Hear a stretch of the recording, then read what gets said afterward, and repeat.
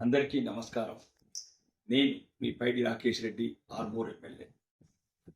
ఈ మధ్యన social media నా మీద కొందరు తప్పుడు ప్రచారం చేస్తున్నారు.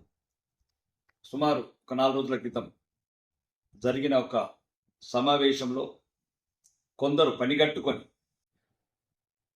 ఎటువంటి సంబంధం లేని ఆ చర్చలకు, ఆ వ్యక్తులకు గౌరవనీయ మాజీ ఉపరాష్ట్రపతి వెంకయ్యనాయుడు గారిని మరియు గౌరవనీయ ఆంధ్రప్రదేశ్ ముఖ్యమంత్రి నారా చంద్రబాబు నాయుడు గారిని తెలంగాణలో ఉన్న సమస్యలకు వారే కారణం, ఇప్పటికీ వారిద్దరి మీద దుష్ప్రచారం వాళ్ళు చేస్తుంటే నేను ఖండించడం జరిగింది.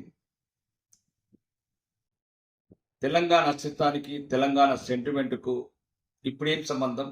సుమారు 11 సంవత్సరాల క్రితం విడిపోయాము, స్వయం పరిపాలన చేసుకుంటున్నాము.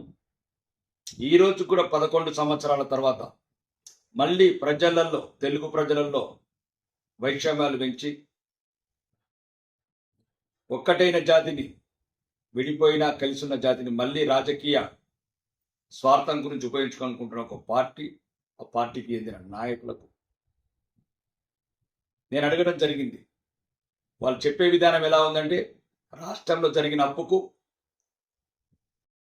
రాష్ట్రం ఆర్థికంగా దివాలా తీసిన కారణం మొత్తానికి కారణం చంద్రబాబు నాయుడు గారు, ఆయన ఛానల్స్, వెంకయ్య నాయుడు గారు అని వాళ్ళని దుష్ప్రచారం చేస్తే నేను గౌరవప్రదంగా ఏమన్నానంటే, వాళ్ళు రాష్ట్రంగా విడిపోయినాం, కలిసి ఉన్నాము, వాళ్ళు ఇప్పుడు ఒక వయోవృద్ధులు, గౌరవప్రదమైన వ్యక్తులు, వాళ్ళ మీద మనం అబండాలేయడం కరెక్ట్ కాదు. మన సమీక్ష వేరు, చర్చ వేరు, దానికి సంబంధం లేని వ్యక్తుల మీద దుష్ప్రచారం చేయడం కరెక్ట్ కాదని అప్పుడున్న సమావేశంలో నేనన్నాను. గౌరవప్రదమైన మాజీ ఉపరాష్ట్రపతి గారు వెంకయ్యనాయుడు గారు ఈరోజు వయసు రీత్యా వాళ్ళు రెస్ట్ తీసుకుంటున్నారు. చంద్రబాబు నాయుడు గారు కూడా ఈ వయసులో, అంటే రాబోయే రోజులలో వాళ్ళు ఇంకా ఒక వయసు గల, గౌరవ గల, వయసు గల వ్యక్తులు కాబట్టి వాళ్ళ మీద ఎందుకు దుష్ప్రచారం, వాళ్ళ మీద ఏడబడకం ఎందుకు?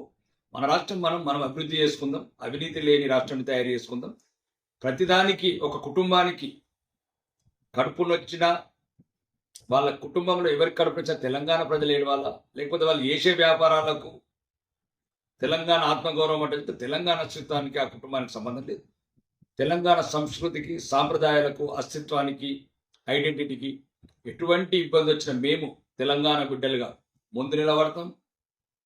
అవసరమైతే ప్రాణాలు ఇస్తాం, మా అస్తిత్వాన్ని కాపాడుకుంటాం.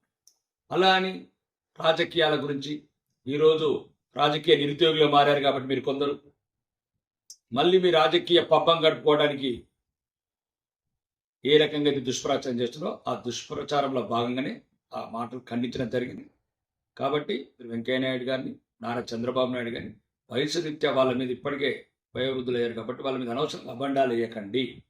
గౌరవప్రదమైన వ్యక్తులు ఆంధ్రప్రదేశ్ ముఖ్యమంత్రి నారా చంద్రబాబు నాయుడు గారు కూడా వారి గురించి ఆ రకంగా చెప్తే ఎడిటింగ్ చేసి వాళ్ళకు అనుకూలంగా ఏదైతే కిందిని కత్తిరించి పైనది కత్తిరించి వాళ్ళకు అనుకూలంగా దుష్ప్రచారం చేస్తుందో అది తప్పు అని తెలుగు ప్రజలందరికీ, ముఖ్యంగా తెలంగాణ, ఆంధ్రప్రదేశ్ ప్రజలందరికీ నేను మనవి చేస్తున్నాను.